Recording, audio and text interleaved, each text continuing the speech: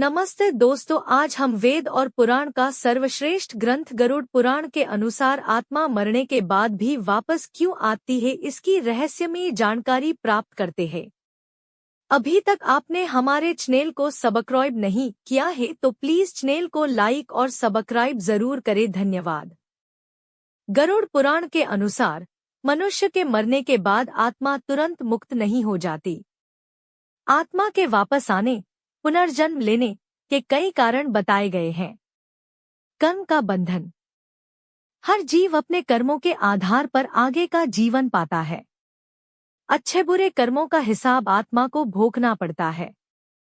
जब तक सारे कर्म शेष रहते हैं, आत्मा जन्म मृत्यु के चक्र, संसार चक्र में घूमती रहती है। अतृप्त इच्छाएं।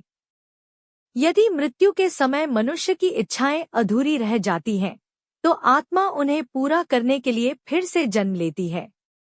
उदाहरण: धन की लालसा, परिवार का मोह, अधूरी महत्वाकांक्षा आदि। मोह और आसक्ति।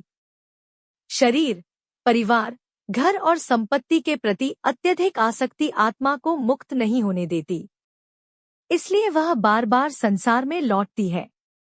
मोक्ष की प्राप्ति न होना। गरुड़ पुराण कहता है कि केवल सत्कर्म, भक्ति और ईश्वर की कृपा से आत्मा मोक्ष पाती है। जिसने सच्चे ज्ञान, भक्ति या साधना नहीं की, उसकी आत्मा पुनर्जन्म लेती है। न्याय और प्रायश्चित। मृत्यु के बाद यमराज और उनके दूत आत्मा को उसके कर्मों का फल दिखाते हैं। जो आत्माएं पाप करती हैं, वे नरक में दंड भोगकर फिर जन्म लेती हैं, ताकि उनका कर्मचक्र पूरा हो सके। संक्षेप में, आत्मा वापस इसलिए आती है क्योंकि उसने अभी अपने कर्म पूरे नहीं किए हैं और उसे मोक्ष नहीं मिला है। जब जीव पूरी तरह से आसक्ति और कर्म बंधन से मुक्त हो जाता है, तभी आत्मा पुनर्जन्म के चक्र से निकलकर परमात्मा में लीन हो जाती है। गरुड़ पुराण के अनुसार आत्मा एक गूढ़ रहस्य है, जी साधारण आदमी कभी भी उसकी जानकारी प्राप्त नहीं कर सकता।